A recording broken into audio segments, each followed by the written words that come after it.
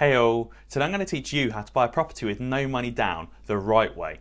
This strategy has been proven to work for hundreds, if not thousands of investors. And don't worry, it's not some kind of scammy technique and you don't have to pay me 10 grand for me to teach you. It's available for free right here on YouTube. This is the exact strategy that I used to get my first property at the age of only 23. And you can do the exact same just by following these fairly simple steps. Be sure to drop a like down below to help out with the YouTube algorithm. Now let's get into the video. Now there are a bunch of different techniques touted by gurus as being no money down. So I'll touch on some of those briefly and explain why they're not really no money down strategies and also have a fairly low chance of success. I'll also explain to you my strategy that has a much higher chance of success and can still be classed as a no money down strategy. So the first strategy suggested by gurus is rent to rent. This is where you rent a property and then rent it out to someone else in the form of either just a regular property or a HMO or a serviced accommodation. This strategy isn't truly no money down because you do need some money up front for legal fees, refurbishment fees, rent, the rental deposit and other expenses as well. So really, you probably need around 2 to 10 grand to get started with rent to rent. Now that isn't too bad, it's obviously a lot better than say 50 grand that you might need with some other strategies. But obviously it's not truly no money down. And if you've tried rent to rent, you might not have had much success. It definitely is possible, but it's really hard to find landlords that are willing to rent a property to you to rent out. You might have to go and visit 100 or even 200 properties just to find a landlord that's willing to partake in a rent to rent deal with you. Another one is deal sourcing.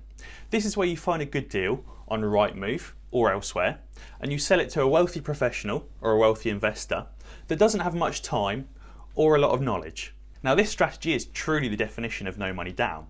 All you need for this is a computer and an internet connection, which is pretty cheap. But you might not also have had a lot of luck with deal sourcing because it can be really difficult to find an investor or a really wealthy person that has loads of cash but doesn't have the intelligence to work Rightmove or a computer and also doesn't have at least 2 to 3 minutes a day spare to find their own deal. Again, I do want to cover it and say that it definitely is possible to deal source, but you really have to be looking for someone that has loads and loads of money and just isn't interested in finding their own deal, which only takes around 2 or 3 minutes a day, or doesn't know how to find a deal, but obviously has loads of money and is more than happy to pay thousands of pounds. Lease options is another strategy that you might not have had much luck with, but we won't go too into depth on that today. Let's get into the meat of the video and talk about my strategy. This strategy has a much higher chance of success. You might only need to go and visit 5 or 10 properties to get accepted on your perfect deal. You also don't need to have tons and tons of money to start this strategy, and it can be done at any point in life, whether you don't own a home yet or you do own a home. You might just need to be a little bit flexible. So let me just outline the strategy itself first, and then we'll go into a little bit more detail later and talk about the figures and also how it's technically classed as a no money down deal. So what you're going to do is buy yourself a home, because that way you only need to use a 5 or a 10% deposit, and you're going to buy something in need of refurbishment. If you already own your own home, you could just sell it and buy a different home that is in need of refurbishment. Now if you're in the southeast of England, you can get a small home in need of refurbishment for about £180,000. If you're elsewhere in the country, it'll probably even cost less, say £50,000 to £100,000. If you're in London, it's obviously going to be a bit more, and you can probably find a small one for about £250,000. This strategy will also work in the US or Australia or anywhere else really. And obviously what you're going to do, because you're putting down a 5 or a 10% deposit, that means you're going to need somewhere between £2,500 and £25,000. Probably around £10,000 to £15,000, let's say. So obviously you are going to need a bit more than some of the other strategies, but actually £10,000 to £15,000 isn't really that much. Let me explain why. So if you're wondering how to save £10,000 to £15,000, let's split that down and save £5,000 a year for 3 years. That equates to around £400 a month, or about £100 a week that you'd either need to earn £100 a week more or save £100 a week more. So obviously to earn £100 a week, you could pick up 1 or 2 shifts at a local supermarket, call it Saturday morning or Sunday as well. Or if you wanted to save £100 a week, you could just cut out alcohol or smoking, or instead of buying designer clothes, just buy regular clothes. £100 a week isn't actually that much, but over the time period of 3 years, it racks up to be 15 grand. And if you're telling me that you don't have enough time to pick up even 1 or 2 shifts a week, or that there's absolutely nothing that you can cut out of your life, I don't know, maybe just have a look at what career you're currently doing and seeing if you could change jobs or careers to earn a little bit more. If you've enjoyed the video so far, be sure to subscribe for more content just like this. Now once you've got your 10 to 15 grand, you're going to go and find and buy a house in need of refurbishment. Now you're going to want to try and look for something that I always talk about on this channel, which is looking for that blue or pink carpet and the gross green or yellow walls and the matching green or pink bathtub and sink combination. Just something that looks like it's from the 80s and hasn't been renovated ever since. You're also probably going to need an extra £1,000 or £2,000 on top for legal fees, building insurance and some other costs, maybe like mortgage setup fees as well. But obviously that's not a whole lot more, just a couple months of extra saving. And if it's your first home and it's under £300,000, you won't need to pay any stamp duty. If you're selling your home and buying this one and the home costs over £120,000, you'll probably have one or two, maybe a couple grand of stamp duty as well to pay. Great. You've bought your home and you're now a homeowner and you've made it onto the housing ladder. This is actually a really big accomplishment because the average age of a first-time buyer in the UK is 32 years old. Now I obviously bought my first house at the age of 23, but it's actually fairly easy to work back in the sense if you start working at 17 or 18 and it takes you 3 or 4 years to save up the 10 to 15 grand necessary, then you could fairly realistically buy a house at the age of only 21 or 22, so even younger than I did. Next up, we're going to refurbish the property. So you could live in the property for a few more years while you save up enough cash to do the refurbishments. Or you could do the refurbishments absolutely free using a 0% interest credit card. And I've actually made an entire video about doing refurbishments with zero cash, so that should give you some good guidance. Now you can definitely get your hands dirty here as well and save some money on the refurbishments. There's definitely a lot that the average person can do, even if you don't have much practical skill. I'm not a builder or a decorator or a flooring guy, I'm actually an accountant.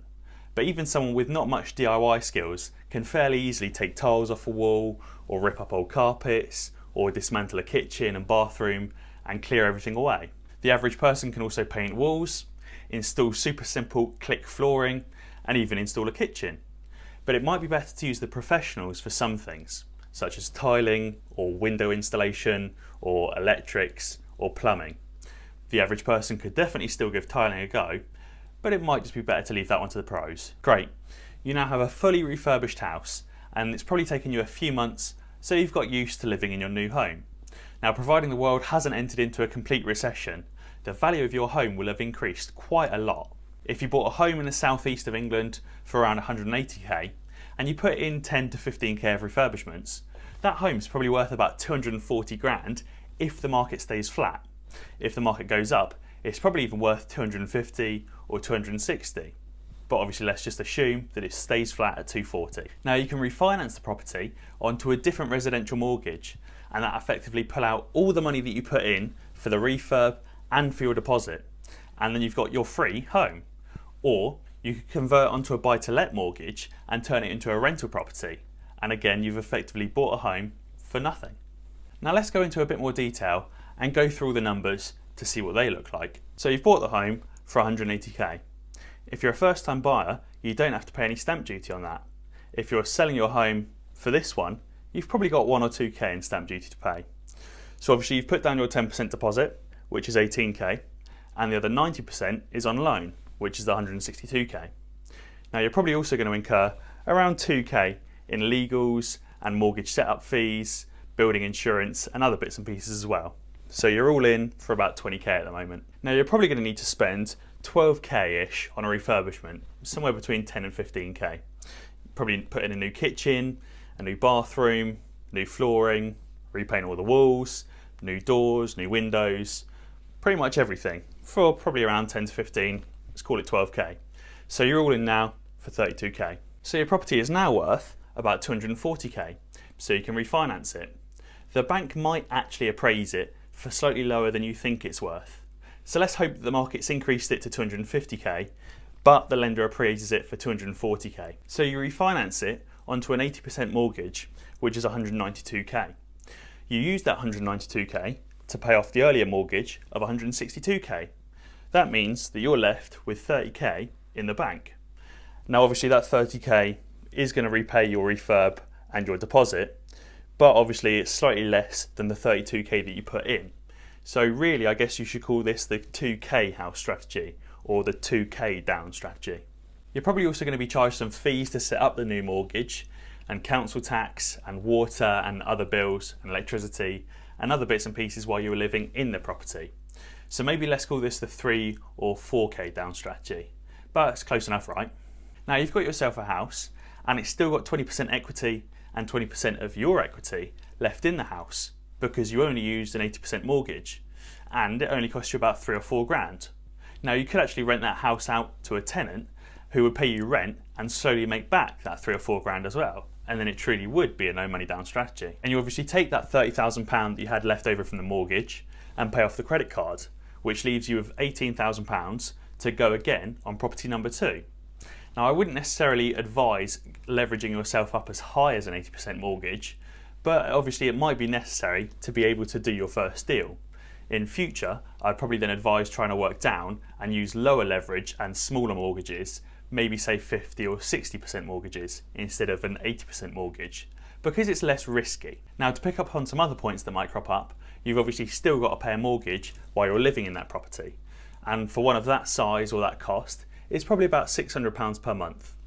But a lot of that does actually go towards paying off the mortgage itself instead of just being interest.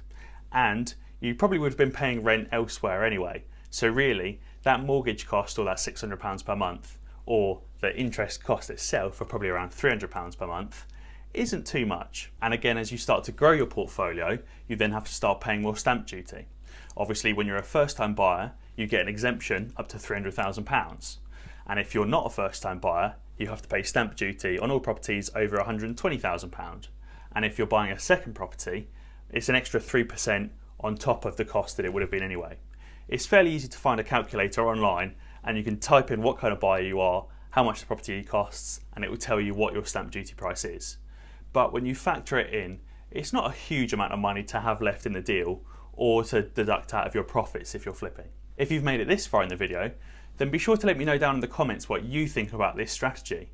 Also, if you've got any questions, comment them down below and I'll be sure to try and answer them for you. As always, if you've enjoyed this video and you want to learn more about property investing, then feel free to check out some of my other videos. Alternatively, subscribe to the channel and ding the notification bell. That way, you'll be alerted when I upload a new video. Cheers!